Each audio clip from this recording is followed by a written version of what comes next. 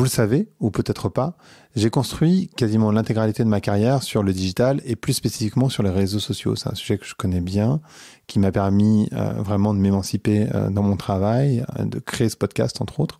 Et pourtant, bien que je connaisse tous les aspects positifs des réseaux sociaux, je me pose vraiment la question sur l'impact délétère, monumental qu'ils peuvent avoir.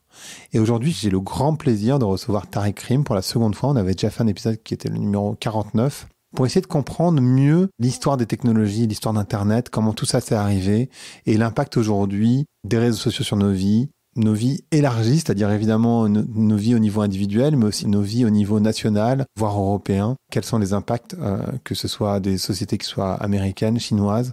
Vous allez, je crois, adorer cette conversation qui est profonde, hyper intéressante. Tariq est extrêmement didactique, donc je vous laisse l'écouter. Allez, Vlan, c'est parti.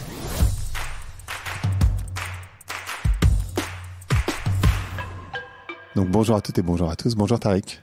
Bonjour Greg. Je suis ravi de te recevoir une seconde fois sur ce podcast. On avait parlé la première fois de Slow Web.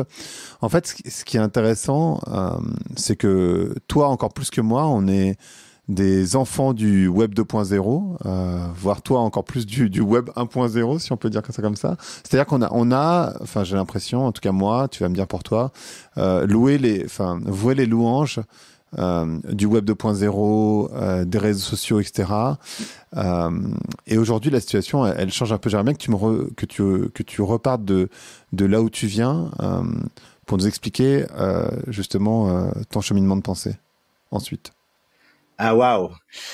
Moi, en fait, pour être tout à fait transparent, je suis un véritable dinosaure parce que j'ai eu la chance, grâce à mon père qui avait une fac extrêmement connectée, d'avoir fait ma première connexion au réseau en 1982. Donc, ça va bientôt faire, l'année prochaine, ça va faire 40 ans.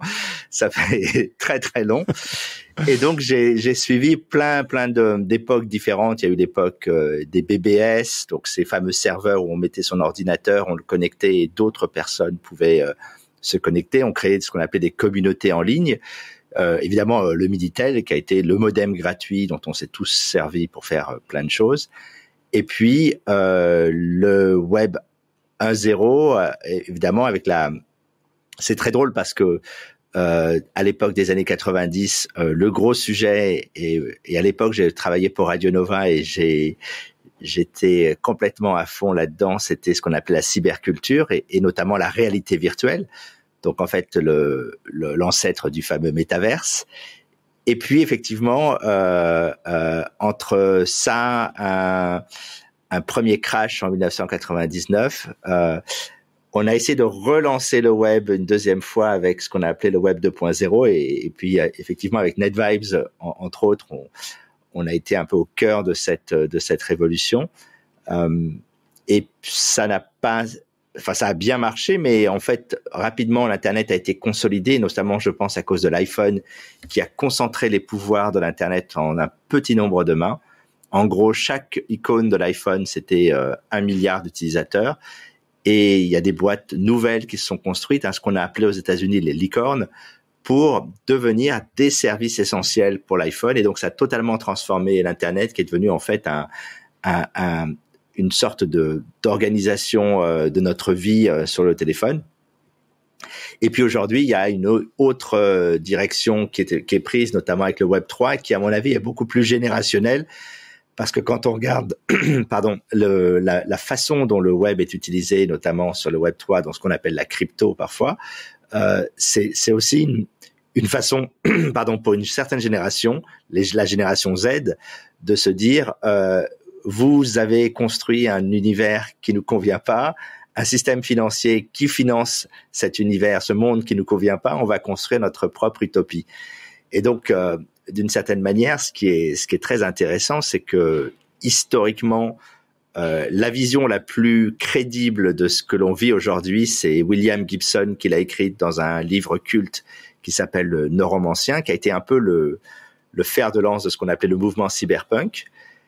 Et le problème du monde cyberpunk, c'est que c'est invendable, c'est une dystopie où les entreprises contrôlent le monde, seuls les hackers peuvent éventuellement nous sauver. Et évidemment, ça c'était pas vendable. Et donc dans les années 90, on a eu un changement complet sur la question du cyberespace. Et on a dit en fait le cyberespace, c'est cette nouvelle espace cool qui s'appelle l'internet, dans lequel on va construire des startups. On a créé ce qu'on appelait la techno-utopie. Et puis progressivement, évidemment, cette techno-utopie, on a été beaucoup à y croire, moi le premier. Ouais, c'est ça. Hein. Et aujourd'hui, tu te rends compte qu'on a en fait laissé un certain nombre de monopoles se construire, bien plus puissants que ce qu'était Microsoft dans les années 80. Pour ceux qui se rappellent que Microsoft avait quasiment la domination des ordinateurs de bureau. Là, on a 5-6 sociétés, si on en prend une chinoise, qui ont la domination totale de nos vies numériques. Et ça, c'est effectivement un problème. Et en fait, juste pour rappel, parce que tu le dis pas de manière assez humble, mais en fait, tu étais un des plus grands entrepreneurs français à ce moment-là, parce que NetVibes, ça a été un succès mondial. Et pour ceux qui connaissent pas, forcément, c'est qui était pas là, en fait, tout simplement à ce moment-là. Ça a été vraiment une révolution. Et donc, tu as suivi de près, et donc tu es extrêmement proche aussi de tout ce qui construit. Enfin, toutes les personnes qui ont construit ce web dont on parle, que ce soit Marissa Mayer, etc. Donc, tu connais beaucoup de gens. T'as vraiment été au cœur, je pense, de ce web réinventé, le web 2, donc web social. Ouais, non, absolument. C'était drôle parce qu'en fait, on a eu la première fois que j'ai rencontré Mark Zuckerberg, c'était à cette époque, 2005-2006. La première fois qu'on se voit, en fait, il m'a montré sa page. Il était utilisateur, Kevin Rose. On avait une chance, c'est qu'on avait un produit assez simple. Et ce qui était fascinant d'ailleurs à l'époque, c'est qu'on était dans une forme d'écosystème. D'ailleurs, on avait appelé notre plateforme à l'époque écosystème. C'était pas un terme trop utilisé à l'époque, en se disant que ce qu'on faisait, on faisait une des briques, quelqu'un d'autre faisait une autre brique, et en fait, on s'interconnectait et tous ensemble, on construisait quelque chose de nouveau. Là, on est dans un monde vraiment différent. C'est qu'on a quelques sociétés qui disent, nous, on fait tout.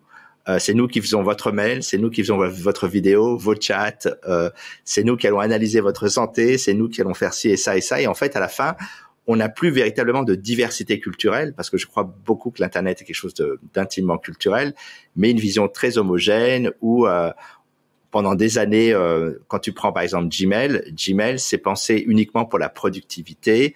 Maintenant, ils ont rajouté les outils de visioconférence, parce qu'évidemment avec la pandémie, et on est toujours dans la logique de la productivité, comment faire plus, et d'une certaine manière, au moment où on a besoin de résilience et d'une certaine, de retrouver son intimité propre, on est face à des outils qui nous ont, qui extraient de notre cerveau les données, et surtout qui extraient notre énergie vitale.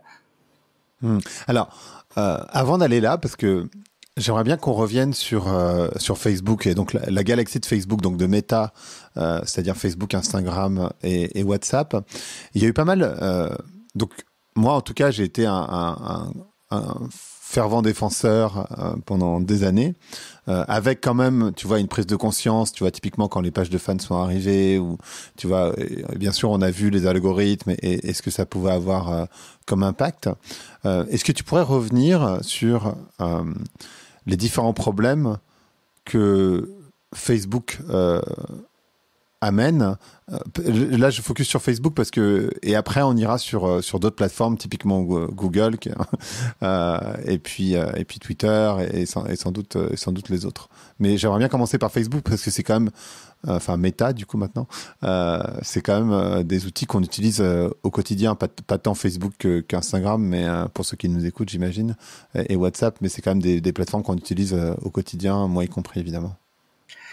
Moi, je suis pas non plus l'expert de Facebook. Non, il se trouve que puis je suis toujours un peu gêné aussi parce qu'il y a beaucoup de gens que je connais à titre personnel qui ont construit ça, et donc j'ai beaucoup discuté avec eux de plein de sujets. Donc il y a des choses qui restent évidemment des conversations privées. Enfin, je crois encore à cela. Mais fondamentalement, que Facebook, c'est un peu la société qui a, au départ, qui s'est construit comme un réseau social pour les universités. Je pense pas que Zuck avait une bonne idée à s'est entouré de gens qui avaient de très très bonnes idées, notamment le newsfeed.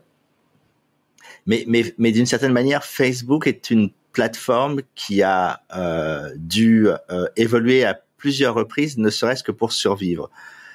Au tout départ, il faut le rappeler, la société qui était la plus connue dans le monde des réseaux sociaux, c'était MySpace. Et MySpace avait une vision assez simple, c'est tu crées un pseudo, tu avais ta page de profil. C'était assez proche finalement de la première génération là de pages perso type GeoCities, tu sais, Lycos, tout ça, où en gros tu faisais ton copain truc. d'avant. Voilà.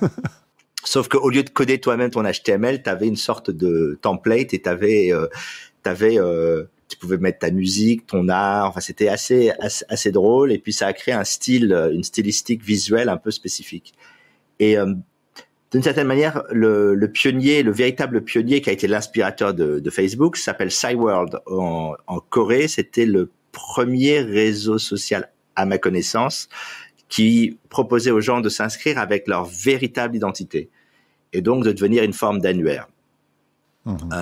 Et donc, dès que Facebook a commencé à sortir des universités, je crois que c'est là à peu près que chacun d'entre nous on a commencé à vouloir avoir des invitations pour entrer sur Facebook. Très rapidement, en fait, je crois que la compréhension qu'a eu Mark est en fait quelqu'un d'assez très stratège. Il y a son livre préféré, c'est La Stratégie Ender, qui est un livre de science-fiction remarquable qui rentre dans le cerveau d'un petit génie qui défend la planète Terre contre une invasion extraterrestre. C'est un livre incroyable parce que tu rentres dans la tête d'un génie et tu rentres dans sa façon de penser à plusieurs coups et il te faut toujours, tu sais, plusieurs pages, plusieurs chapitres avant de comprendre les décisions. Ben là, c'est un peu la même chose avec Zuck, c'est que c'est quelqu'un qui a toujours la capacité d'anticiper. Et la première des choses qu'il a compris, c'est que s'il connectait les gens viendraient que de manière parcimonieuse, puisque finalement tu viens voir les gens, tu regardes leur profil, mais bon, c'est intéressant, mais ça ne crée pas véritablement d'adhésion. Ça devient une sorte de page jaune, un annuaire. Et donc le seul moyen de rendre ça plus sexy, c'était l'idée de créer un concept qui a d'ailleurs été inventé par la créatrice de Yahoo, Katharina Feg, ce qu'on appelle l'activity feed. Sur le site Flickr, qui est un site de photos qui, je crois, existe toujours, mais bon, malheureusement plus autant qu'à l'époque. Elle avait dit telle personne a liké telle photo, telle personne a fait ça, et donc en fait, on était capable de traquer l'activité d'un utilisateur. Et donc pour créer cette activity feed, il fallait évidemment construire ce qu'allait devenir un newsfeed, qui était en fait la somme des activity feeds. Et pour cela, il fallait des nouveaux contenus. Il fallait donc que les gens produisent des contenus. Donc, une des premières choses qu'on a faites, c'est j'ai changé mon image de profil. Et donc, évidemment, quand tu regardais tes amis, c'est quoi sa nouvelle image de profil? Et au départ, les gens avaient des images de profil très corporate. En fait, c'était Facebook, c'est les photos de classe. Les gens ont commencé à se mettre en scène. Et donc, soudain, ça voulait dire que les gens commençaient à changer leurs photos plusieurs fois. Et donc, il a fallu devenir un service de photos. Et puis ensuite, on s'est dit, pourquoi pas créer des photos et dire que telle personne a posté des photos. Mais en même temps, il y avait d'autres services qui faisaient ça. Mais ce qu'il a compris très tôt, c'est que l'intégration des services au sein du même produit allait avoir une force incroyable. Et donc, ils ont construit un activity feed qui est devenu progressivement un news feed des gens. Et puis, il a embauché, il a racheté une petite boîte qui s'appelait FriendFeed, qui était fait par deux génies, dont un des deux chez Google avait créé on dit que c'est lui qui a trouvé le terme la do no evil. Il a travaillé aussi, je crois, sur Gmail, et il a été une des personnes clés pour le développement d'AdSense. Donc, tu vois, c'est vraiment la personne qui était ce qu'on appelle aux US le 10X engineer, qui a fait, et donc, en rachetant ça, il a eu la capacité donc de FriendFeed, c'était un outil qui mélangeait tous les flux sociaux, les activités sociales qu'on avait sur tel réseau, et on les mettait en un. Et à partir de là, ce qui s'est passé, c'est que le flux social, c'est-à-dire cette idée d'arriver dans un endroit où tu as un flux social, donc qui n'est pas un flux à l'époque, on ne parle pas de news ou de choses comme ça. C'est juste suivre l'activité de tes amis. Ça devient un sujet critique parce qu'évidemment, les gens reviennent tous les jours. Parce que tous les jours, les gens font des choses. Tous les jours, tu as un profil. Tous les jours, tu as une action. Tous les jours, tu as une photo. Et donc, ça devient un outil extrêmement intéressant. Et à ce moment-là, Google, qui à mon avis avait assez peur de Facebook, ou qui avait l'impression, parce qu'il faut se rappeler que dans le contexte de 2005-2007, le social, c'était le nouvel Eldorado. Donc, tout le monde devait être social. Donc, LinkedIn s'est mis à faire son activity feed. Enfin, tout le monde a commencé à faire un peu la même chose. Et Google a dit, on va faire Google+, parce que si on fait pas ça, Facebook risque de devenir un acteur important, parce que aussi, le modèle de Google, c'est la recherche. Quand ils ont acheté YouTube et quand ils achètent des entreprises, ils les achètent aussi dans cette logique de se dire, et c'est le cas, hein, YouTube est devenu le premier endroit où on cherche des vidéos. Donc, ça reste dans le scope de Google. Et à un moment donné, les gens auraient envie de chercher des informations. Et ça, il faut bien le comprendre, des informations qui n'existent pas sur Google parce que c'est pas public. Elles sont ce que nous on faisait, ça se faisait à l'intérieur de Facebook, et donc la recherche doit se faire à l'intérieur de Facebook. Et donc partant de là, cette concurrence, alors évidemment Google n'a pas réussi à faire ça, mais ce qui est intéressant, c'est que Facebook a compris en fait qu'en devenant un flux social, un activity feed, ils allaient ensuite lorgner du côté de Twitter. Ils se sont dit, si Twitter fait des choses avec les médias et les marques, on va intégrer les marques. Et tout le problème, à mon avis, de Facebook vient du moment où les utilisateurs avaient la prédominance, et puis soudain, les marques qui sont évidemment volontaires, et ça, c'est ce que toi, tu connais mieux que moi, c'est-à-dire comment les marques payent pour être visibles, et le ratio entre ce qu'elles payent et leur retour en termes de fans. On appelait ça des fans à l'époque, des likes, et tout ça. Donc, on a eu un maelstrom. Mais à un moment donné, et c'est la deuxième partie de Facebook, il y a un espèce de comète qui a tout détruit sur son passage, qui est l'iPhone. Et là, ça devient existentiel pour Facebook. Apple pourrait contrôler toute la plateforme. Google a lancé Android pour les mêmes raisons. C'est qu'ils ont compris, en gros, quand ils ont vu, Eric Schmidt a vu chez Apple que l'iPhone allait devenir un outil, l'outil que tout le monde a utilisé. Ils se sont dit, on va essayer de faire un deal avec Apple. Ils l'ont toujours, d'ailleurs. Je crois que ça leur coûte plusieurs dizaines de milliards par an. Mais surtout, il faut qu'on fasse notre téléphone, parce que si Apple un jour nous dit on veut plus travailler avec vous, on est mort. Et donc c'est pour ça qu'ils ont fait Android, c'est pour ça qu'ils ont lancé ça.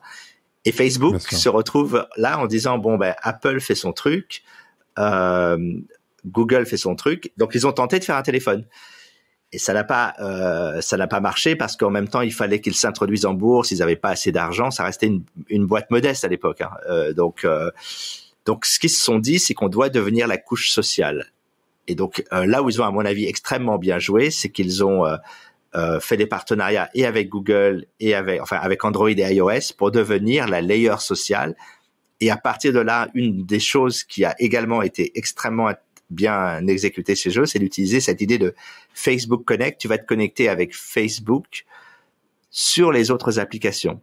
Ce qui fait que soudain, t'es un peu pris en sandwich entre Apple et Google, mais tu te dis, je peux pas être le fromage, parce qu'il y a plein de gens qui aiment le burger sans fromage. Donc il faut que je sois la viande, sinon je n'existe plus, tu vois. Sinon c'est plus un burger. Et donc ils ont d'une certaine manière, ce qu'ils ont réussi à faire de manière incroyable, c'est ça. Et puis ensuite, évidemment, l'autre coup de génie, c'est d'acheter Instagram. 1 milliard à l'époque, qui à mon avis vaut la moitié des revenus aujourd'hui de Facebook, donc c'est quand même le deal du siècle, et d'avoir anticipé que les gens allaient rester sur leur téléphone tout le temps, et de trouver une manière de les distraire ou de les faire venir sans avoir à produire le moindre contenu, en laissant les utilisateurs le faire.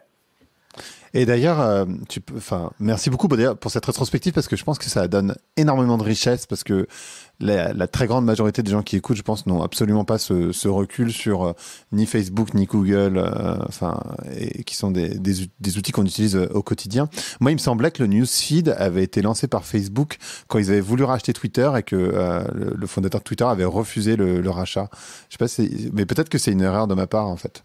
Non, c'est possible. Je crois qu'il y a eu plein de tentatives. D'ailleurs, la personne maintenant qui est en charge du métaverse, Buzz, était à l'origine aussi du newsfeed. J'avais un autre copain qui a travaillé là-dessus aussi sur le mobile. Il y a eu plein de tentatives diverses, mais ce qui a manqué en fait au départ, c'est il y a eu plusieurs newsfeeds. Il y a eu un newsfeed assez simpliste. Il y a eu le newsfeed avec toutes les activités. Je crois qu'ils avaient fait une grande conférence. Vous avez demandé à Spotify, tu sais, de s'intégrer sur le newsfeed. Et là, soudain, tu voyais les goûts musicaux de tous tes amis, no comment, qui apparaissaient. Après, ils ont arrêté parce qu'ils se sont dit, en fait, les gens ont des notifications toutes les 10 minutes. T'as Foursquare qui s'était construit autour des données d'activité, localisation.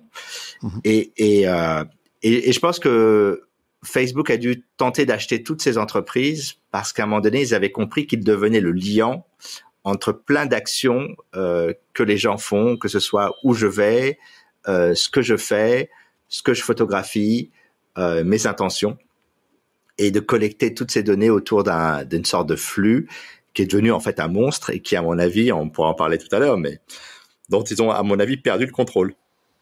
Et alors c'est là où on va en venir parce que évidemment, je pense qu'il y a pas mal de personnes qui ont vu ce documentaire qui s'appelle Social Dilemma en français. Je sais plus exactement quel est le titre sur Netflix, sur une plateforme de Netflix sur Facebook. Et en fait, il y a plein de problèmes qui sont liés aux réseaux sociaux. Le problème, c'est évidemment le temps d'attention qu'ils ont complètement mangé, c'est-à-dire qu'en fait aujourd'hui, on passe un nombre d'heures incalculable sur son téléphone, quitte à détruire les relations de couple, les relations qu'on a dans la vraie vie, parce qu'on va chercher quelque chose à l'extérieur. Ils ont créé cette dose d'ocytocine dans ton cerveau à travers les likes et les commentaires et les nombres de fans et tu vois la validation bleue, etc., etc., etc. Il y a des soucis avec la confiance en elles, en particulier des femmes, à cause des filtres sur Instagram. Il y a l'impact sur les médias. Il y a eu toute la problématique sur la manipulation politique. Il y a, tu vois, tout ce qui est ressorti avec Francis O'Hagan, et on pourra en parler aussi. J'aimerais bien que tu nous décrives tous ces problèmes qui sont liés aux réseaux sociaux. Je sais que toi, vraiment le cœur de ton travail en ce moment, c'est ce dont on avait parlé au tout début, qui était le slow web. Est-ce que tu veux nous refaire cette histoire et nous réexpliquer quels sont pas tous les soucis. J'ai bien saisi que toi, t'es pas l'expert Facebook entre guillemets, et c'est certainement pas l'idée, mais tu connais quand même particulièrement bien le sujet. Oui, ben en fait, ce que tu dis est d'une certaine manière. Bon, déjà, on en avait parlé il y a un petit moment. J'avais écrit là-dessus il y a 6 ans, et en fait, en y repensant là, quand tu m'as proposé, fait l'amitié de revenir, je me suis dit, est-ce que je pense la même chose qu'il y a 6 ans? Et en fait, j'ai un peu approfondi ma compréhension des choses, et je trouve que qui s'est passé récemment, parce qu'il y a plein de choses, et à mon avis, toutes les choses ne sont pas à mettre dans le même panier. C'est déjà une première chose qui me semble assez évidente, c'est que Facebook, c'est quoi maintenant, 2,7 milliards d'utilisateurs? Je connais pas les chiffres. Je crois que c'est peut-être même plus maintenant. Déjà, Facebook est gigantesque, et on a un problème, c'est aucun pays ne sait gérer ou contrôler les même la Chine qui essaye des populations. Il suffit de voir comment ça s'est passé pendant la pandémie. Tu n'arrives pas à avoir d'opinion claire, de filtrer, d'orchestrer. Donc quand tu as un nombre d'utilisateurs aussi important, à mon avis, déjà, tu as des problèmes de taille. C'est-à-dire que est-ce que tu as assez de modérateurs? Je te parle même pas des langues, parce que ça, c'est un autre problème, parce qu'on a découvert aussi qu'il y a des endroits où il y a eu des coups d'État, des génocides. Il n'avait personne qui parlait la langue, donc le Facebook tournait comme une machine en roue libre. En roue libre, totalement. Donc, tu as un problème de taille qui est à mon avis, le premier.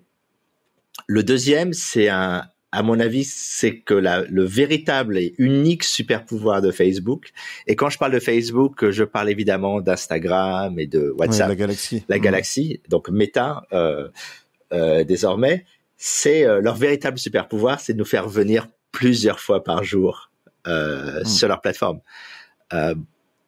Qui n'a pas regardé plusieurs fois par jour Instagram? Ça m'arrive de l'enlever parce qu'il y a des moments où j'ai pas envie de passer trop, mais c'est vrai par curiosité, par réflexe, par habitude, ou même parce qu'on a envie de se dire tiens, qu'est-ce qui se passe en ce moment, on le fait. Et donc, d'une certaine manière, la répétition, ça tu sais ça aussi bien que moi, c'est quand même la base du succès publicitaire, hein, répéter. Et donc, d'une certaine manière, ce que je crois, c'est que la capacité de revenir plusieurs fois et cette capacité d'exposer des gens à des contenus est, à mon avis, plus efficace que tous les outils d'algorithmique et de targeting. Et ce que je crois, c'est que en fait, les problèmes que l'on voit sont plus liés aux algorithmes et les succès sont plus liés à cette capacité de répétition. Voilà. Et du coup, effectivement, moi je faisais référence. Alors, tu as fait un petit peu référence à ce qui est sorti avec Francis O'Hagan, c'est-à-dire l'idée qu'il n'y a pas de modérateur, même en langue française, finalement, il y en a très peu, versus d'autres langues comme la langue anglaise, évidemment. Donc, en fait, il n'y a pas grand monde, finalement, qui modère ce qui se passe sur les plateformes. Mais surtout, ils se sont rendus compte aussi qu'il laissait des commentaires haineux de manière volontaire parce que c'est ce qui génère le plus d'interactions et donc de plus de revenus publicitaires chez eux. Et il y a aussi ce problème-là, non? Après, j'ai toujours un peu de mal parce que je pense pas que les gens chez Facebook aient fondamentalement envie que l'espace devienne un espace toxique. Je pense par contre que la manière dont l'entreprise a été organisée, et ça c'est très très bien expliqué par Frances Haugen, mais c'était très très bien expliqué par d'autres gens, fait que la situation dans laquelle on est liée à ça. Alors très brièvement, pour expliquer comment ça fonctionne, c'est que tu as chez Facebook, pour tous les produits, 3 types d'équipes. La première, c'est l'équipe produit. Et donc, l'objectif de l'équipe produit, ce qu'on appelle en anglais l'incentive, et donc les bonus, et donc les promotions, etc., est lié à cette idée que tu dois faire grandir le produit le plus vite possible. Et donc, ton unique métrique, c'est ce qu'on appelle la growth. Et tu as des gens qui ont fait ça de manière absolument incroyable, puisque je pense que Facebook est connu comme un cas d'école. On m'a raconté que la majorité des Norvégiens étaient sur Facebook en moins d'une demi-journée. Tu vois, donc on parle beaucoup de Clubhouse maintenant, mais Facebook, ça a été le cas d'école absolu en termes de growth. Bien sûr. Donc ça, c'est vraiment la première équipe. Ensuite, il y a une deuxième équipe qui est l'équipe de monétisation. Et évidemment, comme son nom l'indique, son objectif exclusif, c'est de maximiser l'espace de vente, de maximiser les revenus, et donc de voir comment on peut mettre le plus de pubs possible. En général, il y a des tensions entre le produit et la monétisation, parce que si tu mets trop de pubs, ça heurte la capacité de croissance, et en même temps, il y a un sujet qui est que le produit est souvent fait par des ingénieurs, et pendant longtemps, et je crois que ce n'est plus trop le cas maintenant, la monétisation était faite aussi par des ingénieurs qui devaient construire des outils techniques de monétisation. Ça a été d'ailleurs un des problèmes pendant la période qui était liée à la campagne électorale, puisque au départ, un certain nombre de choses comme les articles, ce qu'on appelait le top view en termes d'articles, étaient faits manuellement par une équipe de gens qui étaient des journalistes. Et puis suite à une critique du Parti républicain ou de certains conservateurs, ils ont remplacé ça par des algorithmes, et donc on n'avait plus aucune moyen de vérifier humainement ce qui était mis en top de Facebook quand t'arrives, c'est ce qu'on appelle les trending topics de Facebook. Je sais plus comment ça s'appelle, mais ça s'appelle pas trending topics. Et donc, on a, à ce moment-là, effectivement, des news qui monétisent très bien, qui sont très visibles, qui se viralisent très fort.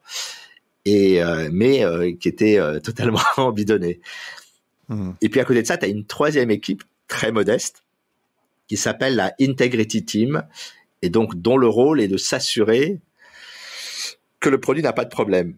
Sauf que elle arrive à la fin. Et donc, une fois qu'on a décidé comment faire pour croître le plus vite possible, comment faire pour monétiser cette croissance le mieux possible, arrive la cinquième roue du carrosse, qui est comment on fait pour s'assurer que le truc soit socialement, éthiquement parlant correct. Et je pense qu'il y a un vrai sujet, parce que il me semble que l'intégrité devrait faire partie du développement produit. C'est pour ça que j'aime bien parler de Slow Web, c'est que je pense que le logiciel doit être éthique par défaut et qu'on doit avoir des outils de contrôle et qu'on ne peut pas lancer des choses comme ça sur des milliards de gens sans avoir fait tout ce travail. Mais en même temps, il faut bien se dire que si Facebook fait ça et le fait pas très bien, les autres réseaux n'ont quasiment rien et n'ont même pas le 10e des choses qui sont mises en place par Facebook. Et c'est là où ça devient flippant. Tu disais tout à l'heure que en fait, il y a deux problèmes majeurs. C'est que Facebook n'a pas vraiment la maîtrise de ce qui se passe. C'est-à-dire qu'en fait, ils ne comprennent même plus très bien les algorithmes, enfin la manière dont fonctionnent les algorithmes, parce qu'un algorithme se nourrit, enfin on va pas rentrer dans le détail ici, mais il se nourrit de la donnée qui lui est fournie, et donc il y en a énormément, en particulier sur Facebook, parce que tout le monde crée du contenu en permanence. Encore une fois, quand je dis Facebook, en fait je devrais dire Meta, parce qu'effectivement j'intègre Instagram et WhatsApp. Et puis de deux, il y a pas de gouvernement mondial, entre guillemets, qui permet de modérer. Et c'est pour ça qu'on voit de plus en plus. Et moi, je suis pas loin de penser ça, de personnes qui disent, en fait, idéalement, même si les réseaux sociaux apportent énormément de bien, c'est-à-dire qu'on a vu typiquement la révolution arabe, on a vu des gens se retrouver de manière un peu plus simple, on a vu des entreprises se construire sur les réseaux sociaux, on a vu plein de trucs super positifs, mais il y a aussi énormément de trucs négatifs, et donc il y a des gens qui disent aujourd'hui, en fait, idéalement, bon, c'est pas non plus vraiment très possible, mais il faudrait fermer ces réseaux sociaux. Et j'aimerais bien avoir ton point de vue là-dessus sur avant qu'on passe aux autres réseaux, parce qu'effectivement ça me semble, enfin tu vois, c'est dans la vie, en fait le truc c'est que c'est dans la vie quotidienne, enfin c'est dans notre vie quotidienne à tous quasiment, à part pour ceux qui ne sont pas sur les réseaux sociaux évidemment, mais ils sont quand même pas la majorité. En fait ils ont un poids majeur en fait. C'est une question hyper compliquée, parce qu'en fait il y a plusieurs sujets en un. Le premier sujet, qui à mon avis est un véritable problème, c'est la question des monopoles. C'est-à-dire qu'aujourd'hui, quand on parle de Facebook, on parle aussi en général des big tech, mais plus généralement, ce qui est intéressant avec Facebook et Google, et d'ailleurs en fait peut-être un peu moins Microsoft, mais les 4 des big tech, c'est-à-dire Apple, Google, Amazon et Facebook, sont dans notre intimité du matin au soir. Ils sont entrés au cœur de notre intimité, ce que j'appelle parfois l'intimité computationnelle, c'est-à-dire qu'en fait, ce que l'on aime a été calculé par un algorithme, ce que l'on rêve a été calculé par un algorithme, parce que si on part du principe que notre subconscient est d'une certaine manière se remémorer les images qu'on a observées dans la journée, quel est le pourcentage de ce qu'on en a vu qui vient d'un écran et donc d'un choix algorithmique. Donc ça, c'est un premier point. C'est que on a laissé sans aucun contrôle la question de l'intimité, et ça pose des problèmes, évidemment. Tu en parlais pour les adolescentes. Avant, quand on se faisait martyriser, on pouvait rentrer à la maison et puis on pensait à autre chose. Maintenant, avec le téléphone portable, on se fait attaquer ou on se fait critiquer quasiment 24/24.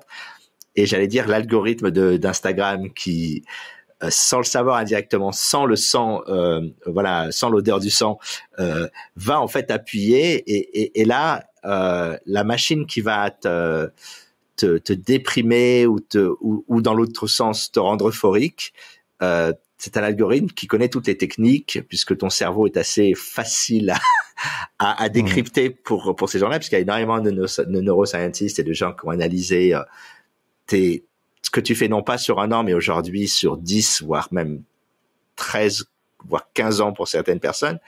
Ça veut dire que désormais, on te connaît sur une période extrêmement longue avec un niveau de détail que même ta famille, ton partenaire, tes amis ne connaissent pas, sans aucune réglementation. Et donc, un des sujets pour moi, c'est que la raison pour laquelle on a permis ça, c'est qu'on a en fait donné l'autorisation aux entreprises, ces entreprises, d'avoir accès à tes données personnelles. Et moi, j'ai toujours pensé que les données personnelles et donc le big data qui déduit de ces données personnelles qui tu es et ce que tu dois faire devrait être interdit. De la même manière que quand on prend la Déclaration des droits de l'homme, il y a un certain nombre de choses qui ne sont pas possibles. Je pense que les données personnelles devraient en faire partie, et je pense que l'Europe devrait interdire l'accès à ces données, parce que ces données donnent accès ensuite à ce qu'on appelle le micro-targeting, donc le micro-ciblage, et qu'en fait, la publicité sans le micro-ciblage et sans ses capacités de s'introduire dans ton intimité marche plutôt bien. Et qu'en fait, cette idée de dominer complètement un utilisateur en le contrôlant de A à Z est à mon avis toxique. Évidemment, quand tu veux déprimer un consommateur parce qu'il va acheter plus de voyages ou le rendre euphorique, ce même consommateur est un citoyen, et donc tout ce que tu fais sur son état psychique se traduit aussi par rapport à son vote. On l'a vu évidemment à plein d'endroits où en fait c'était les élections de la colère. Tu sais, il y a toujours un moment où quelqu'un en face de toi est tellement en colère qu'il ne t'écoute plus. Tu peux lui dire ce que tu veux, il ne t'écoute pas. Sûr. Et le téléphone peut être utilisé par certains groupes politiques pour rendre les gens en colère. Et surtout, tu peux les rendre en colère à n'importe quel moment. Tu peux te retrouver dans une situation où tu te dis qu'un parent va hurler à ses enfants, voire pire, simplement parce qu'il vient de voir quelque chose sur son téléphone qui l'a mis en colère. Et donc, tu as des impacts sur l'intimité qui, à mon avis, ça, c'est la priorité. Après, d'un point de vue économique, la question, c'est toujours la même. Comment on régule une entité économique monopolistique? Est-ce qu'on la casse en plusieurs acteurs, ou est-ce qu'on fait une séparation fonctionnelle? Par exemple, on sépare la régie de Facebook, de Google et d'Amazon de leur business classique, de façon à créer, tu vois, des appels d'air. Ça, c'est un vrai casse-tête, parce que la loi est complexe. C'est-à-dire qu'il faut pas oublier que ces entreprises sont très malines. Elles ont aussi construit leur business de façon à toujours être dans une zone grise, mais jamais totalement dans une zone où on pourrait leur reprocher telle ou telle chose. Ouais, effectivement. Et en fait, ça, c'est aussi ce truc. Et est-ce que tu dirais que c'est lié au fait qu'il n'y ait pas de gouvernance mondiale sur le sujet, ou alors ça devrait passer sous juridiction, enfin, logiquement, c'est sous juridiction américaine, mais est-ce que c'est des jeux de lobby? Enfin, comment... en fait, c'est tellement complexe que tu sais même pas exactement. Enfin, moi, en tout cas, je vois pas très bien par quel bout le prendre. Effectivement, il y a cette idée de démanteler le réseau en plusieurs morceaux, mais je le vois pas venir non plus, en fait. Ben, c'est compliqué parce que déjà l'Internet, il y avait une note d'un think tank assez conservateur juste en 2001 qui s'appelle le Cato Institute, qui a parlé à l'époque de ce qu'ils appelaient à l'époque le splinternet, cette idée que l'Internet, qui est fondamentalement inventé et contrôlé par les États-Unis, puisque les master keys restent sous contrôle américain, donc et de toute façon dans leur tête l'Internet est un espace américain, qu'on soit en Europe ou ailleurs. En Chine.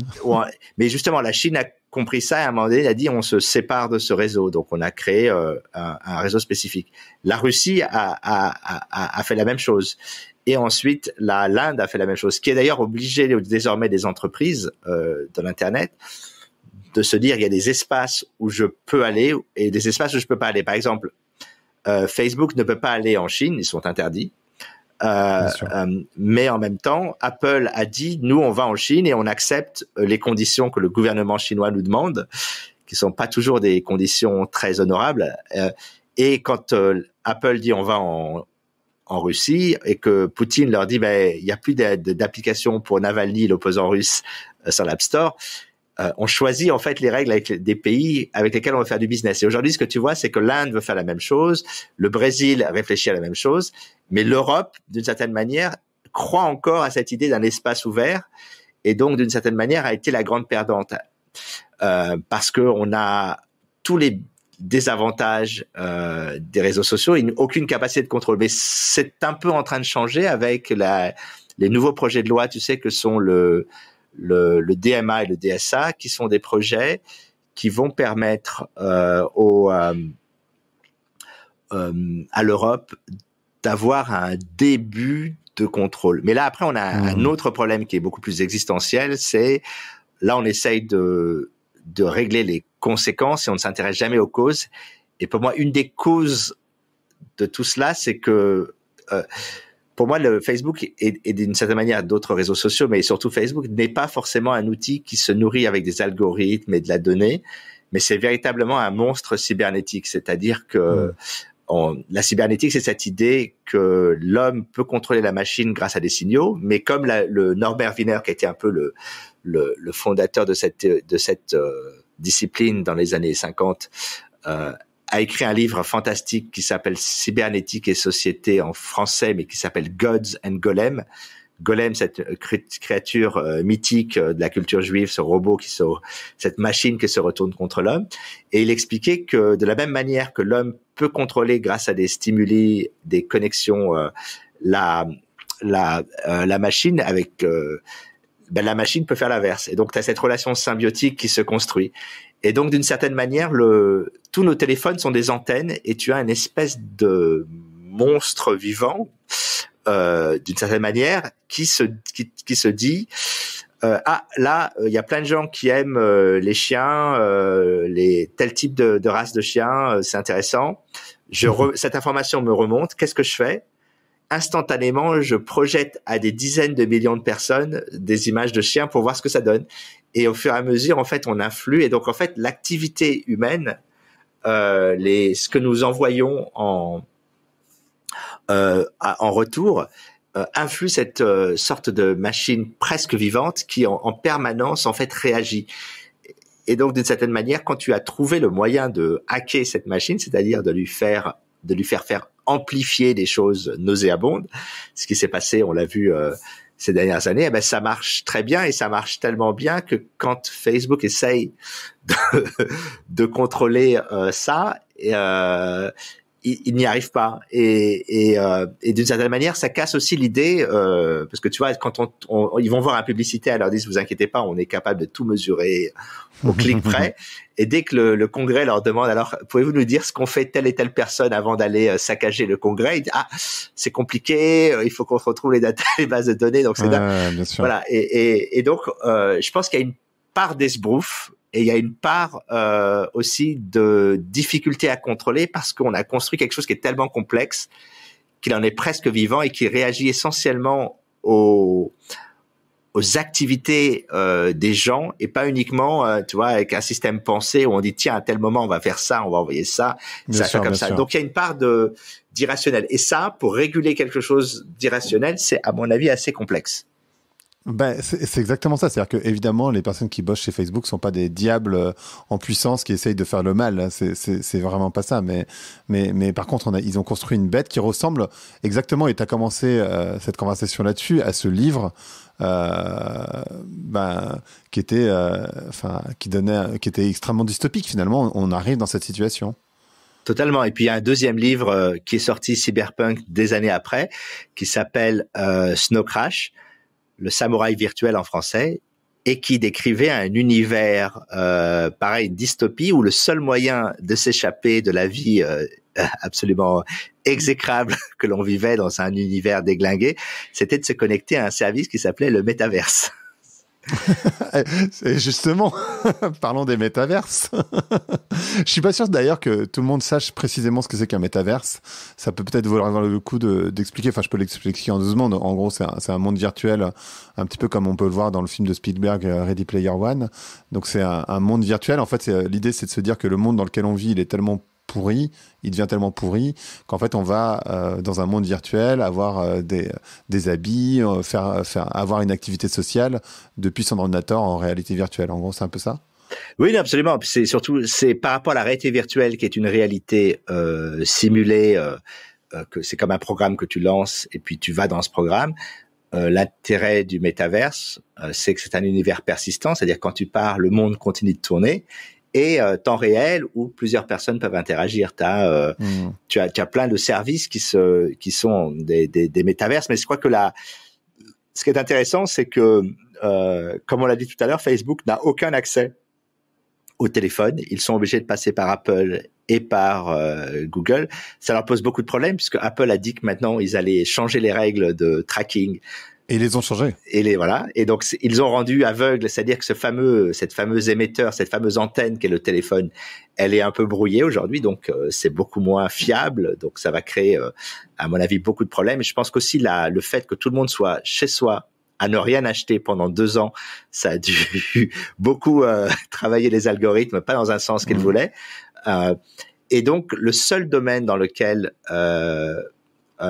Zuck a accès à tout end-to-end, c'est-à-dire il possède le hardware, le software et la monétisation, c'est la réalité virtuelle puisqu'ils ont une société qui s'appelle Oculus qui construit des casques et que d'ailleurs je crois qu'il va s'appeler Meta si j'ai bien compris. Et donc ils peuvent très bien dire vous achetez le casque, vous êtes dans l'OS de Facebook et dans le monde de Facebook et donc on n'a plus besoin de demander à Apple et à Google, mais en même temps, Apple et Google et Snap et plein d'autres essayent de se dire, nous, on va faire des lunettes de réalité augmentée. Donc, on sent que tout le monde est en train de travailler là-dessus. Moi, je reste un peu sceptique sur la réalisation de tout ça pour plein de raisons dont on pourra parler si tu veux. Et justement, on est extrêmement loin de ce que toi tu défends qu'est le slow web. Tu disais tout à l'heure, je me posais la question de savoir si ma pensée avait évolué en 6 ans. Toi, ta pensée, t'en es où dans ta réflexion autour de, peut-être définir ce que c'est que le slow web, mais t'en es où dans ta réflexion autour des réseaux, du web de manière générale, pas que des réseaux sociaux, parce que maintenant arrive le Web 3. J'ai fait un épisode sur le sujet, donc pour les personnes qui souhaitent l'écouter, je pense que c'est le 198. Et il y a le Web 3 qui arrive, mais il y a aussi pas mal de choses qui se passent. Toi, t'en es où en fait, dans ta réflexion? Ma réflexion fondamentale n'a pas changé. Pour moi, pour moi, l'informatique est quelque chose de culturel. C'est une vision du monde.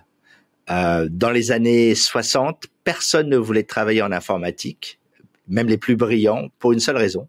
C'est que travailler à l'époque en informatique, ça voulait dire travailler sur les machines qui étaient en train de s'occuper de l'armée pendant la guerre du Vietnam. C'est-à-dire, c'était d'une certaine manière une forme de soutenir la guerre du Vietnam. Et puis, t'as un type assez incroyable qui s'appelait Stewart Brand, qui a été à l'origine du Whole Earth Review, là, le fameux magazine que toute une génération de Silicon Valley a lu, notamment Steve Jobs, il en parle souvent, il dit Stay hungry, stay foolish, c'est dans son fameux discours, qui a commencé à s'intéresser à la cybernétique, à plein de choses, et qui a commencé à parler de l'idée d'un ordinateur individuel. Et là, c'est là qu'en fait la Silicon Valley a vraiment explosé, parce que culturellement, ça devenait intéressant de construire un outil pour améliorer les capacités des êtres humains, donc améliorer notre productivité, notre créativité, etc. Mais à côté de ça, tu avais une autre vision de l'informatique, qui était la vision de l'intelligence artificielle. C'était John McCarthy, et lui disait la machine va remplacer l'homme. Et donc aujourd'hui, quand on regarde Uber, Deliveroo ou même certains outils de Facebook, on a remplacé en fait des humains par des machines. Quand tu es livreur aujourd'hui, c'est la machine qui est ton boss, c'est pas, t'as plus de contremaître. Et il y a une partie des gens qui sont fascinés par cette vision parce qu'ils se disent c'est fantastique, on va organiser les choses. La réalité, c'est que non, ça ne marche pas parce que dans la vie, dès que tu mets plus de 10 personnes à travailler sur un projet, même déjà parfois quand t'es deux, c'est difficile de se mettre d'accord. Donc, imagine quand t'as des millions de gens à organiser, tu peux leur dire ça va être comme ça et comme ça, et les gens vont dire ouais t'as raison. Donc ça peut pas forcément fonctionner. Donc moi ma vision et qui a toujours été celle de tous les produits que j'ai faits, ça a toujours été comment aider les gens à s'émanciper. C'est une émancipation personnelle, émotionnelle, mais aussi, et c'est là où je suis à contresens de plein de gens dans le monde du numérique, c'est que à cette heure où tout doit être collaboratif, où tout doit être, en réseau, en commun, je crois beaucoup à l'idée d'une émancipation personnelle. C'est-à-dire que tant que tu ne découvres pas qui tu es, et que tu n'arrives pas à construire ta culture qui t'est propre, dans un monde collaboratif, tu n'apporteras pas de valeur. Si c'est juste pour être sur un document partagé et de dire t'as corrigé trois fautes, mais en fait t'avais peut-être 2 idées géniales, mais t'as pas osé les présenter parce que le système a été pensé de façon à ce que, c'est toujours comme ça dans les systèmes collaboratifs, t'as toujours des gens qui dominent le truc. Et t'as toujours des gens un peu plus, parfois même plus intelligents dans un coin, qui osent pas dire ce qu'il faut faire. Et donc, d'une certaine manière, on a construit un monde où, au lieu de construire la meilleure version de nous-mêmes, on nous a mélangé, et c'est une espèce de fight permanent. Et les réseaux sociaux et Twitter, c'est ça. C'est Twitter, c'est quand même le seul endroit où t'as 2 personnes qui ne se connaissent pas, qui débattent d'un sujet qu'elles ne connaissent pas et qui s'insultent. On en est arrivé là, donc il y a un vrai sujet. Donc l'idée du slow web, c'est une idée d'apaiser. Comment construire une technologie qui apaise le monde, mais qui nous apaise aussi, et donc comment reconstruire une expérience personnelle. Et ça passe par 4 choses assez simples. La première, c'est la transparence. Ce que tu vois sur le logiciel à l'écran, c'est ce que tu vois, ce qui se passe vraiment. Aujourd'hui, tu le sais pas, mais tu as cliqué sur les soupes Campbell et maintenant tu te retrouves dans les mailing lists de Trump qui va te harceler, ou que tu as appuyé sur tel truc parce que tu pensais que c'était un copain qui voulait te le présenter, alors qu'en fait l'algorithme a dit votre ami a aussi aimé ça il y a peut-être 3 ans d'ailleurs. Et donc on vous le montre. Donc il y a toujours tromperie, tu vois. On essaye toujours à chaque fois tu ne sais pas vraiment ce que tu ne sais pas, par exemple, on sait que Gmail lit tes emails, mais tu ne sais rien de ça, tu sais pas comment ça se passe, ils ont jamais été transparents là-dessus. Donc la transparence, c'est la première chose. La deuxième, c'est la non-manipulation. C'est ce qu'on appelle parfois les dark patterns, c'est cette idée que un logiciel, en fait, va te forcer à faire des choses que tu ne voulais pas.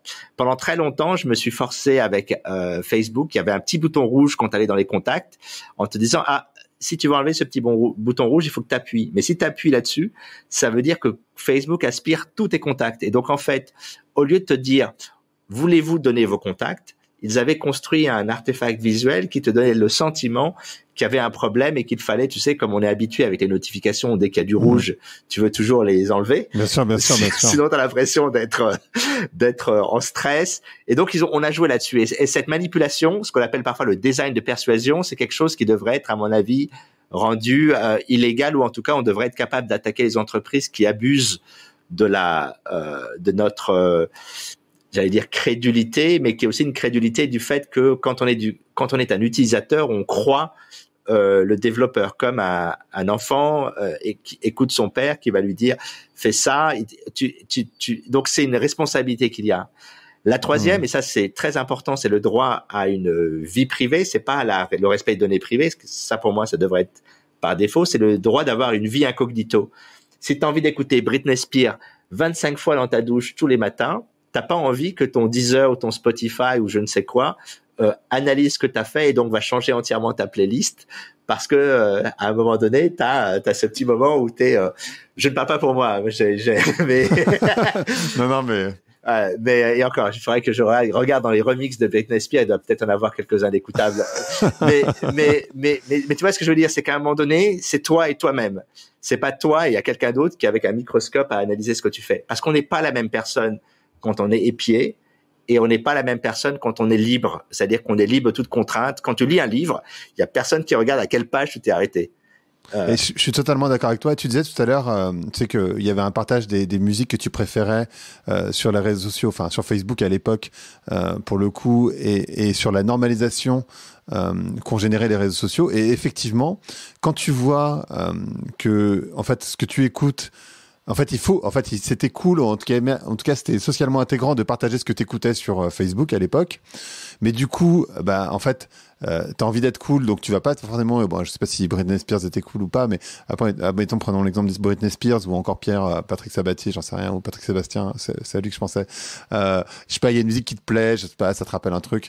Mais du coup, tu vas pas l'écouter parce qu'en fait, tes amis vont pouvoir voir que tu l'écoutes, donc du coup, tu vas te faire, enfin, tu vois, dans la vraie vie, tu vas avoir une sorte de pression sociale sur, ah ouais, putain, ce mec écoute Patrick Sébastien. Enfin, je sais pas, mais ça va, c'est plus que ça, c'est que l'écoute de ta playlist, l'analyse de ta playlist, peut définir tes orientations politiques, peut définir ton genre, peut définir, t'as plein de gens qui, d'une certaine manière, se sont fait outer, par rapport à la consommation, culturelle, plus que, alors que, et la machine le sait pourquoi? Elle le sait parce qu'elle a analysé plein d'autres gens qui ont déjà défini leur statut et qui écoutent des choses similaires, et on se dit qu'en fait, si tu écoutes des choses similaires, tu vas probablement, être plutôt de gauche ou de droite, ou plutôt libertarien, ou plutôt ci, plutôt ça. Alors, la machine a aucune idée de ce que ça veut dire, mais on s'est rendu compte que quand on travaille sur des grands nombres, on arrive à faire des prédictions qui sont plutôt correctes. Elles sont pas toujours correctes, mais elles sont plutôt correctes. Et donc, ça veut dire que soudain, ce que tu écoutes peut devenir un outil de recrutement vers QAnon, vers je ne sais quoi, vers tous ces... Et donc, d'une certaine manière, cette idée de vie privée, de dire je veux, c'est un peu ce que Chrome appelle le mode incognito, même s'il n'est pas totalement incognito, c'est de dire je veux être moi. Et pendant ce temps-là, vous ne m'écoutez pas. Alors je sais que vous, ça vous embête parce que vous aimeriez savoir ce que je fais, mais quand tu es chez toi, t'as pas demandé à Google ou à Alexa d'avoir une caméra pour te suivre. Tu as décidé que tu étais chez toi. Quand tu es dehors ou dans l'entreprise, ou quand tu es en représentation dans un événement, tu es public, ce que tu vas dire est public, ou ce que tu écris sur Twitter est public, mais à un moment donné, tu as ça. Et ça, c'est important parce que si on n'a pas cette part de notre vie, on ne se construit pas intellectuellement et on ne se construit pas personnellement. Tu ne peux pas vivre tout le temps sur le jugement des autres, ou réfléchir dans ton intimité à la manière dont tu ferais les choses si les autres te regardaient. Et puis la dernière chose qui paraît du slow web, la quatrième chose, qui paraît un peu folle, c'est le droit de pouvoir quitter un service, prendre ses données et pouvoir aller ailleurs. Aujourd'hui, on est dans une ère où quasiment tous les services auxquels j'ai souscrit depuis l'époque du web, je dois avoir encore un email Yahoo, je sais même pas à quoi il sert, un email peut-être encore un Caramel, un compte Flickr, j'avais un compte Foursquare, enfin on est tous pareils, on a eu des centaines de comptes sur lesquels on a produit des choses qui avaient de la valeur à un instant T et qui aujourd'hui sont soit dans les limbes, soit ont disparu, ou tu sais même pas d'ailleurs, parce que je crois que tous les emails de Yahoo ont été plus ou moins hackés, donc ça veut dire que ça a créé aussi en plus des problèmes de sécurité. Et donc par rapport en ce moment, je travaille on the side sur un projet depuis un petit moment qui s'appelle Polite, pour Tech for Good Manners, donc la technologie avec des bonnes manières. Et cette idée qui reprend un peu l'idée de ce que j'avais fait avec NetVibe et puis avec Jolly Cloud, mais dans un contexte aujourd'hui, c'est de me dire comment je peux faire pour réavoir accès à tout ce qui me représente dans le numérique, tous les endroits où j'avais des choses, où j'ai des choses, et comment pouvoir y avoir accès facilement. Parce qu'aujourd'hui, c'est aussi un autre problème, c'est qu'on a une fragmentation de notre vie numérique qui fait qu'on est en permanence pas en plénitude. On n'a qu'une partie des choses qui nous appartiennent. Moi, je vois que j'ai arrêté de poster des photos sur Facebook. J'ai mis beaucoup de stories sur Instagram et sur des contenus sur d'autres services. Et j'ai mis des liens. Tous les jours, je poste des liens sur Twitter. Enfin, toi, tu fais la même chose. J'aimerais bien avoir une archive de tout ça parce que, tiens, j'avais écrit un truc il y a 3 ans qui était super. Ah mince, je me rappelle plus le lien. Ouais, effectivement. Mais même le bookmark de ton navigateur n'est pas pensé pour l'histoire. Chaque jour est un jour nouveau. Et cette idée du slow, c'est aussi l'idée que la technologie doit se réduire en termes d'espace pour te donner la possibilité de vivre ta vie et de faire d'autres choses. Or, aujourd'hui, toute la technologie peut prendre tout ton espace au nom de la productivité. C'est ça qui est en plus drôle, c'est qu'on te dit, grâce à nous, vous allez gagner beaucoup de temps, et à chaque fois qu'un service te dit ça, en fait, tu passes ta journée dessus. Genre Slack, Gmail, etc., tu vois. En fait, ils te prennent ton temps. Et alors, la question que je me pose, c'est comment on fait ça? Est-ce que le Web 3, donc ce web décentralisé, peut-être que tu peux expliquer 2 minutes ce que c'est? Est-ce que c'est le Web 3 qui est une solution, ou est-ce que c'est une forme de juridiction européenne? Comment tu le mets en place, ce slow web? Déjà, comment les politiques réagissent? Parce que je sais que tu travailles aussi quand même pas mal avec des politiques sur le domaine. Comment ils réagissent? Est-ce qu'ils comprennent les problématiques? Parce que j'ai pas l'association qui comprenne bien de quoi on parle.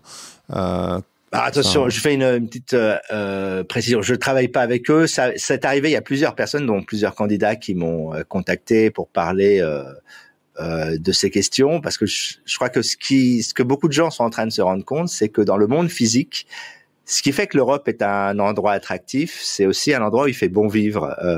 C'est un endroit où finalement on nous dit toujours qu'on est paresseux, mais la réalité, c'est qu'en France, les gens bossent très bien, mais après, quand ils partent du bureau, ils vont voir leurs potes, ils font autre chose. Moi qui ai habité longtemps à Silicon Valley, tu connais très bien ça aussi, c'est tu quittes ton bureau et tu vas à un truc de networking, un machin, et t'as l'impression que tu passes ta vie, en fait, dans ton bureau, et tu switch off pas.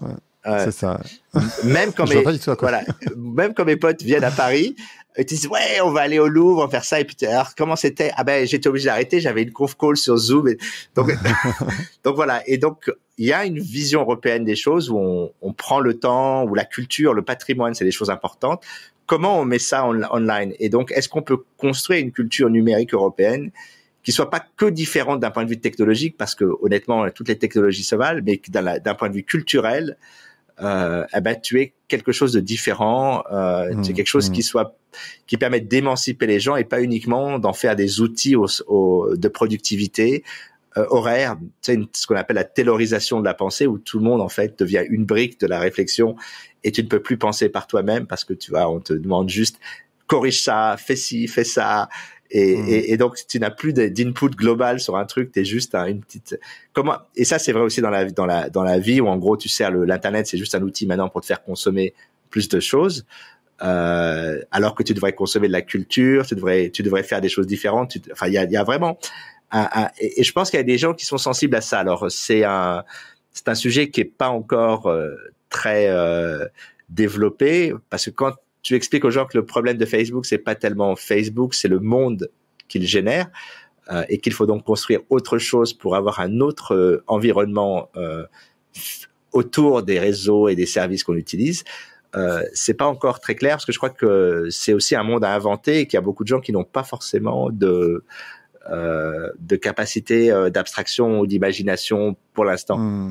Mais pour revenir rapidement sur Web3, dont je ne suis aussi pas un spécialiste, moi, ce que je trouve fascinant avec le Web3, c'est que tu as d'un côté, c'est l'aspect politique, en fait, et entre d'un côté les boomers, je simplifie évidemment, qui ont fait toute leur vie et toute leur retraite autour de la destruction du monde. C'est-à-dire que pas forcément, c'était pas quelque chose qu'ils voulaient, mais quand tu travailles chez Total, ou tu travailles dans une grande industrie chimique, ou dans un truc de voiture, à un moment donné, tu contribues à l'extraction, et tu as maintenant une génération, alors je simplifie aussi parce que c'est pas totalement vrai, ce qu'on appelle les Gen Z, qui est dans une vision beaucoup plus régénératrice de la société, qui imagine un monde différent.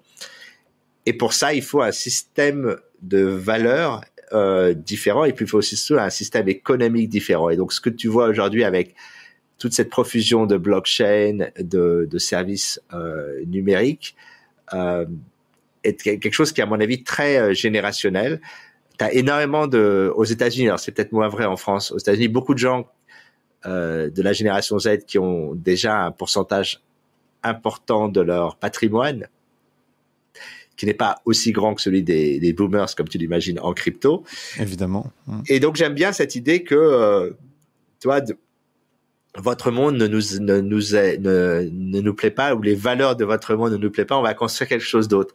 Après, la crypto, t'as aussi un truc très lié à l'argent et à la spéculation.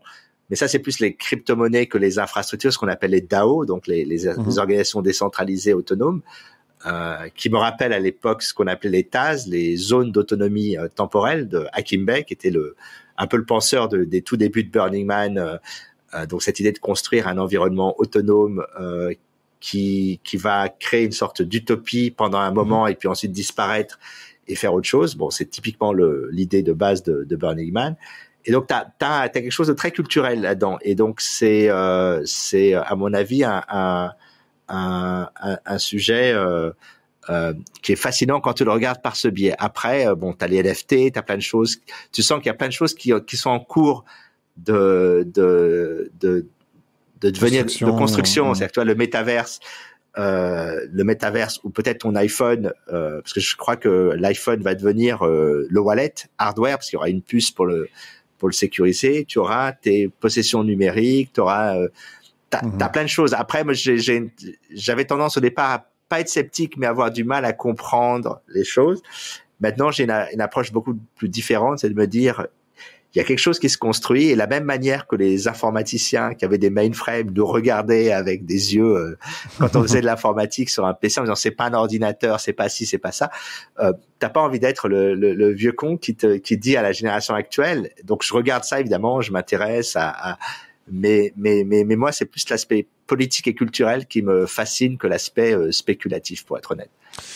Et tu parlais tout à l'heure d'utopie. Est-ce qu'il y a des livres, parce qu'on a bien compris que tu étais passionné de science-fiction, et je crois, en fait, je sais pas si les personnes qui nous écoutent se rendent compte à quel point, en fait, la science-fiction, j'avais fait un épisode d'ailleurs là-dessus avec, tu sais, Guy Philippe. Oui, bien sûr.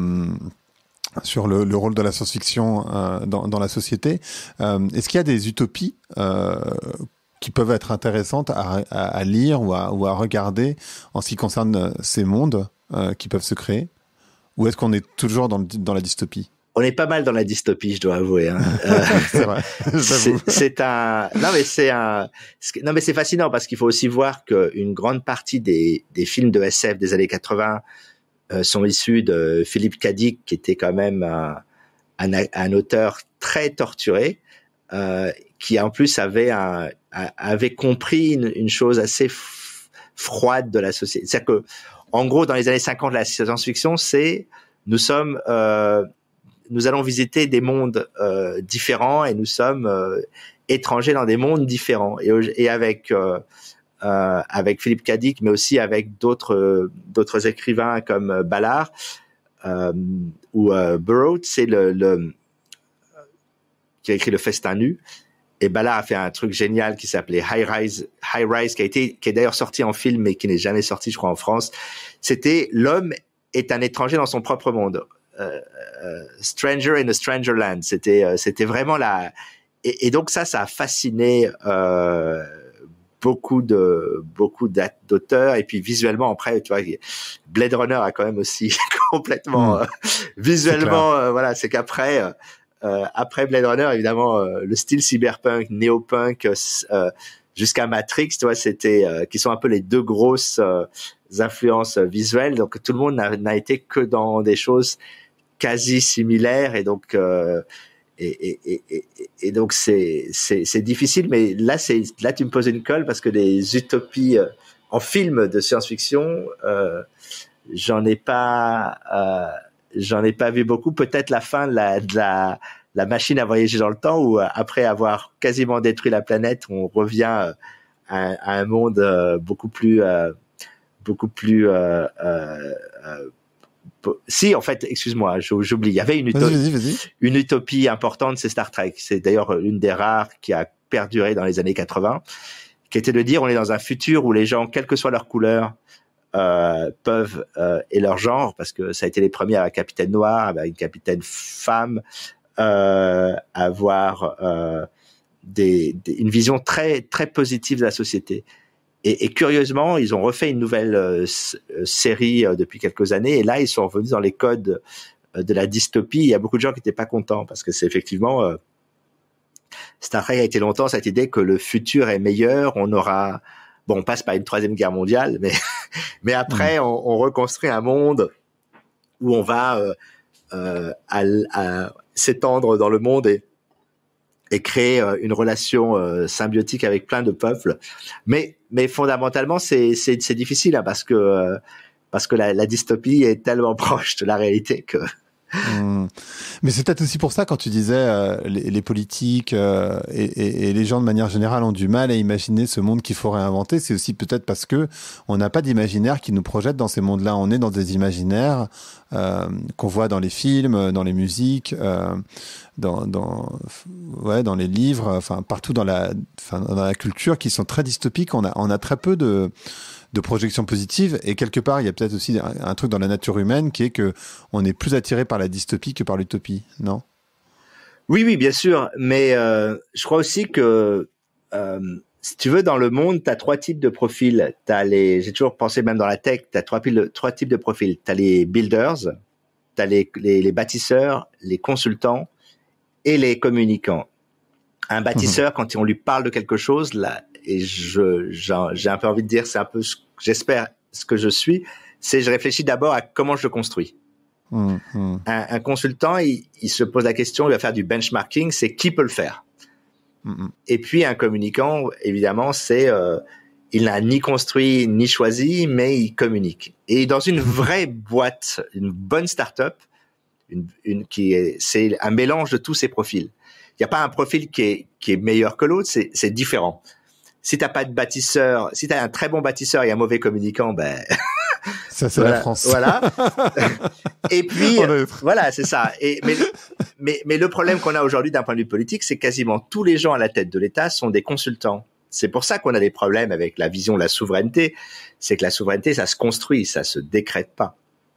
C'est pour ça qu'on a des gens qui te disent, bah finalement, on va utiliser Doctolib plutôt que construire un réseau de santé. Enfin, il y a plein de choix qui sont aussi liés. Alors après, faut-il le rappeler, tout n'est pas facile à faire, parce que fabriquer, c'est dur. Fabriquer, c'est du risque. Fabriquer, quand on a des enjeux énormes, c'est très, très dur. On a quand même réussi un truc incroyable, c'est fabriquer des usines de vaccins ARN aux US et en Europe pour délivrer les doses dont on avait besoin dans des sommes incommensurables. On n'avait jamais fait ça avant à ce niveau. Donc, tu vois, il y a eu quand même des choix incroyables qui ont été faits. Mais c'est vrai qu'aujourd'hui, on a besoin de plus de bâtisseurs en Europe que de consultants. Ou en tout cas, il faut qu'on ait un meilleur équilibre entre les différents types de profils. Mais on a des bâtisseurs en Europe. Enfin, il me semble qu'on a des bâtisseurs. On manque de communicants. On a des gens qui sont... Enfin, en tout cas, quand tu regardes de ce qui se passe dans la Silicon Valley, en particulier dans l'intelligence artificielle, les meilleures personnes quasi sur l'IA, ça reste des Français. Donc, on a des gens qui savent faire, non? J'ai l'impression. Oui, non, bien sûr, on a toujours eu des gens qui savent faire, mais on a un vrai problème aujourd'hui, qui est un problème d'histoire. C'est qu'il faut renouer avec l'histoire du numérique français et de se rappeler en fait que, par exemple, Linux, le web, Python, MySQL, c'est-à-dire tout ce qui a permis en fait à Google et aux autres d'exister a été inventé en Europe par des gens européens. Que des startups, tu parlais de NetVise, on était un peu la licorne de 2005 d'une certaine manière, mais tu as eu avant nous plein de gens qui ont monté des boîtes à l'époque du web 1.0 qui étaient super intéressantes. Tu as eu des gens qui ont construit des boîtes d'ordinateurs, d'informatique. Le premier micro-ordinateur, donc la première start-up d'informatique au monde, c'était François Gernel avec le Micral en 73. Donc tu vois, on a et avant, on a eu plein d'autres choses.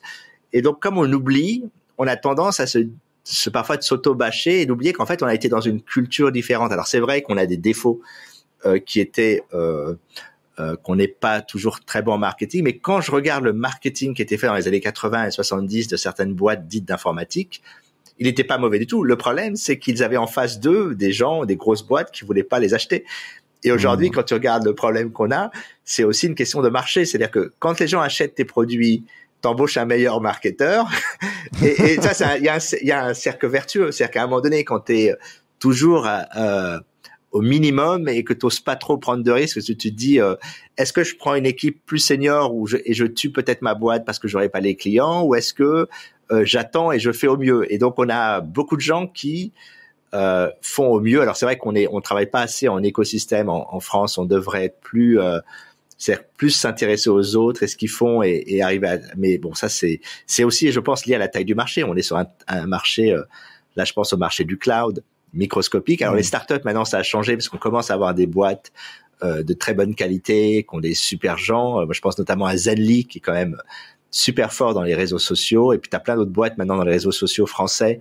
C'est une nouvelle génération qui arrive de gens qui font des choses très intéressantes. Donc, il y a, à mon avis, il faudrait juste que l'aspect culturel, c'est-à-dire le fait que ça vient d'Europe, que c'est différent ou que ça vient même de France et que c'est différent, doit être un argument marketing dont on doit être fier, si tu veux. Parce que c'est vrai que tu parlais du Covid, on a refilé à Microsoft la gestion des données et en même temps ça a été moqué quand il me semble le gouvernement a essayé de faire un outil français et en fait ça marchait pas quoi. C'est compliqué parce que tu as aussi beaucoup de choses. Alors sur les questions de tout ce qui est souveraineté numérique qui est un vrai sujet parce que c'est aussi la souveraineté est aussi en fait une façon de se dire comment je fonctionne quand c'est-à-dire quel type de numérique je veux créer au niveau de l'État. Est-ce que je veux créer un système où on n'aura plus de gouvernement, on aura juste des applications, donc t'as plus de fonctionnaires, t'as plus rien, ou est-ce qu'on construit un gouvernement qui est basé sur une organisation où il y a une partie qui est humaine et une partie qui est numérique. Moi, je suis persuadé qu'une grande partie des gens qui ne se sont pas vaccinés, qui ont plus de 75 ans et donc qui sont en risque, comme tu le sais bien, c'est aussi parce que Doctolib, c'est pas pour eux. Doctolib, c'est pour nous. Nous, quand on a un problème, on prend une app, on fait tac, tac, tac, et puis c'est réglé. Ces gens t'appellent, en général, tu fais le support, tu te rends compte que le système, en fait, et puis t'es un peu gêné parce que soudain, tu dois prendre la main sur un système de tes grands-parents ou des gens que tu connais, et puis tu te rends compte qu'en fait, eux, ce qu'ils veulent, c'est avoir quelqu'un pour leur parler parce que toute leur vie, c'est ce qu'ils ont fait. C'est que l'email sécurisé avec le tampon, c'est, tu vois, avec les certificats numériques, c'est super. Mais aller voir quelqu'un qui dit merci monsieur et qui fait un coup de tampon, dans leur tête, c'est ça, en fait, l'administration. Et donc, il y a un vrai travail à avoir là-dessus qui est, à mon avis, une hybridation, c'est-à-dire qu'en gros, on crée des outils pour des gens comme nous qui peuvent faire ça en 3 minutes pour que justement les gens dont c'est le métier dans les administrations passent l'heure qu'il faut, parce que parfois un médecin m'a dit pour convaincre des gens au fin fond de la Savoie, il lui fallait parfois 1 heure, mais c'est son métier, c'est ce qu'il fait, et il adore ça. Et il me dit finalement les gens vont se vacciner. Donc il y a un vrai sujet aujourd'hui, on le voit parce que pour moi la médecine c'est les données de santé et je le rappellerai très brièvement, c'est très important pour une raison, c'est que dans le monde pré-Covid, vous êtes diabétique, vous avez de l'hypertension, vous avez un peu de cholestérol, vous avez ci, ça et ça. Ok. Dans le monde du Covid, tous ces gens qui ont ces problèmes, désormais, c'est des comorbidités. Ça veut dire, est-ce que je vais avoir un prêt pour ma maison? Est-ce que je vais avoir Donc, ça veut dire qu'on a changé les facteurs de risque. Et donc, la question, c'est que ce qui vous identifie en tant que facteur de risque dans la vie quotidienne, est-ce que vous voulez que ce truc parte nulle part, soit revendu à des... La réponse est très probablement non. Donc, c'est pour ça qu'il faut donner l'exemple et s'assurer que protéger les utilisateurs dans un monde où on connaît tellement sur vous qu'on peut en fait prédire ce que vous allez faire. Et c'est pas le rôle de l'État de prédire ou d'utiliser le big data pour analyser les citoyens. Le rôle de l'État, c'est d'être un acteur neutre, juste et qui est en relation avec chacun et qui nous traite chacun de la même manière. Dès lors qu'il y a un algorithme qui te traiterait toi différemment de moi, le fait d'être citoyen, cette idée tu vois, d'être citoyen libre et égaux en droit disparaît. Ça, c'est un vrai sujet. Et je pense que c'est un combat qu'on doit tous collectivement avoir. C'est pas donc cette question de la souveraineté des données, la relation que l'État a avec les données, la question des libertés publiques, ce sont des sujets fondamentaux parce que dans les 10-20 ans qui viennent, toute notre vie sera définie par rapport à ça.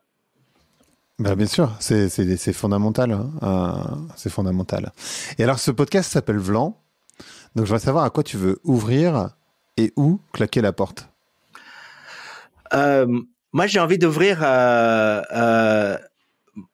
j'ai envie de rouvrir une page culturelle déjà dans ma vie, puisque je me mets à écrire. J'ai écrit une newsletter là, un autre web est possible, et qu'on peut retrouver là sur mon Twitter, mais aussi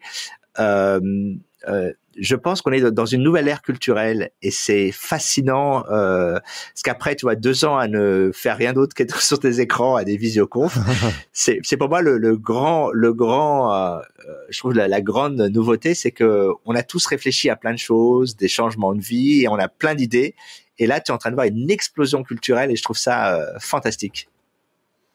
Et ça, c'est génial, effectivement. Merci beaucoup, Tariq, pour ton échange. Parce qu'en fait, tu t'en rends pas forcément compte, j'imagine, parce que tu n'as pas le recul et que tu as l'habitude de parler de tous ces sujets-là. Mais je pense que tu aides, ou tu as aidé beaucoup les personnes à comprendre tous les enjeux. Alors, je pense qu'il y a pas mal de personnes qui vont se dire merde, il faut qu'on quitte les réseaux sociaux après l'écoute de ce podcast. Je pense que la très grande majorité le feront pas, parce que c'est évidemment socialement intégrant d'être sur ces réseaux, et puis c'est pratique à plein d'égards, évidemment, par ailleurs.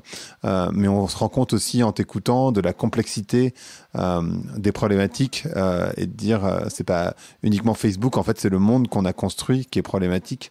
Et moi ça, je trouve ça abyssal, et effectivement, comme on l'a discuté, on n'a pas vraiment défini ce monde utopique dans lequel on aimerait aller, et on n'a même pas parlé, on a très brièvement parlé de l'impact évidemment carbone de tous les serveurs qu'on utilise pour faire ce genre de choses. Évidemment, ça c'est encore un autre pan. Il y a toute cette dimension politique qu'on n'a pas non plus abordée, on a un petit peu abordé sur la souveraineté numérique, mais en fait on se rend compte à quel point le numérique est rentré dans nos vies, et à quel point en fait ça a des impacts à tous les endroits de notre vie, et en particulier, tu le disais, j'avais jamais eu cette réflexion sur les rêves, mais dans notre intime en fait. Oui, c'est un vrai sujet. Moi, je n'ai pas quitté les réseaux sociaux. Par contre, j'ai une règle très simple désormais. Tout ce qui me met dans un état inconfortable, et donc tout ce qui ne m'inspire pas, je me désabonne. Je me suis désabonné évidemment de tous les sites de news. J'ai écrit d'ailleurs si vous allez sur mon Medium, j'avais écrit comment vivre dans un monde où notre compas moral est challengé tous les jours. C'était à l'époque de Trump et après les attentats. Mais je crois vraiment que une des forces que l'on a, c'est de choisir ce que l'on veut. Vous intéressez à la science, à l'art, il faut suivre les artistes et les scientifiques. On s'intéresse au cinéma, il faut revenir vers les sites de cinéma. Il faut revenir vers cette multitude de possibilités. Et ça, je crois que c'est vraiment important. Donc il faut apprendre en fait à avoir une consommation raisonnable de tout. Et je sais que c'est pas facile. C'est pas simple, parce que il y a pas mal de neuroscientifiques qui travaillent au fait qu'on reste le maximum de temps sur ces réseaux. Donc c'est pas forcément simple. Merci beaucoup, Tariq, c'était passionnant. Merci beaucoup à toi, Greg. Merci d'avoir écouté Vlan. Si vous avez aimé l'émission, n'hésitez pas à mettre des étoiles sur vos plateformes de podcast préférées. Vous pouvez aussi partager l'épisode sur vos réseaux sociaux, Instagram Stories, Facebook, LinkedIn, où vous voulez. Je suis Grégory Pouy. Vous pouvez me retrouver sur l'intégralité des plateformes sous le nom Greg from Paris. Si vous avez des idées pour des invités, si vous avez des commentaires, n'hésitez surtout pas à m'envoyer un message. Allez, merci et à bientôt.